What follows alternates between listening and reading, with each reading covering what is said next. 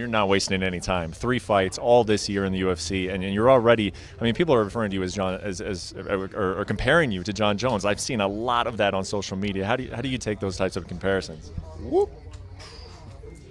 As I do everything else, you're the man. Cool story, bro. Cool story, bro. I really don't care. I'm just doing me. I'm out here living my best life. Paulo Costa? A lot of people are very impressed by him. Is it an easy fight for you? I want him next. You guys are easily impressed, I think, because you don't understand. Oh, you understand fighting, but you don't understand, especially striking on my level. So I saw what he did, and I'm like, we want him next, 100%. You know, but you'll see. Like they're gonna say, oh, he's too this, he's too that.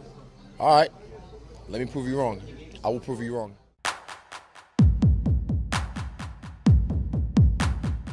I'm definitely very excited to see Cormier fight Brock Lesnar. Я очень хочу увидеть бой Леснера и Кормье. I think Daniel Cormier wins the fight. Я думаю, Кормье выиграет. Because he's just too fast. Просто потому что он очень быстрый. I felt like when I fought him, he was quicker than me with certain combinations. So I can only imagine he's going to be a lot quicker than Brock Lesnar. Когда я дрался с ним, я прочувствовал, что он быстрее меня в некоторых комбинациях. И я могу только представить, насколько он будет быстрее Брока Леснера. Вам был бы интересен бой против Нгану? I think that'd be a huge super fight. I think a lot of fans would tune into that. Это супер бой для фанатов. I respect Francis a lot. I'm a fan of Francis. Я уважаю Фрэнсиса, я его фанат. Follow him on Instagram and everything. Подписан на него в Инстаграме и все такое. But yeah, I totally would be up for it.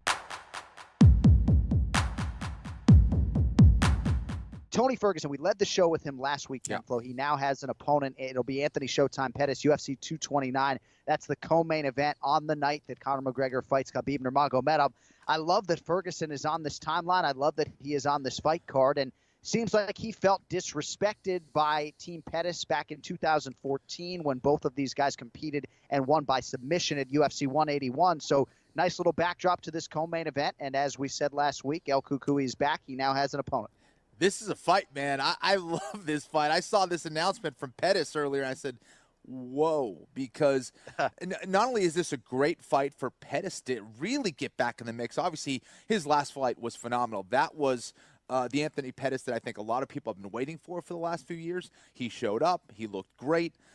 He's in the right division. He's no longer fighting at 145. And Ferguson does make mistakes. He's not the most technical guy, but he is very, very tough. He's a guy that, of course, can give a lot of problems to Anthony Pettis. I could see Ferguson finishing this one, but I can also see Pettis getting the finish in this one as well. If that last Pettis showed up, man, a win over Ferguson would put him right into the top 5 all of a sudden, it seems. That is a risky fight for Tony Ferguson. You look at everything that Tony Ferguson has done, all of his wins, all his momentum, all of his consistency, and he's taken on a guy in Pettis who has just recently found his form again. That's a tough one. But again, you know Ferguson, he's not going to say no to a fight.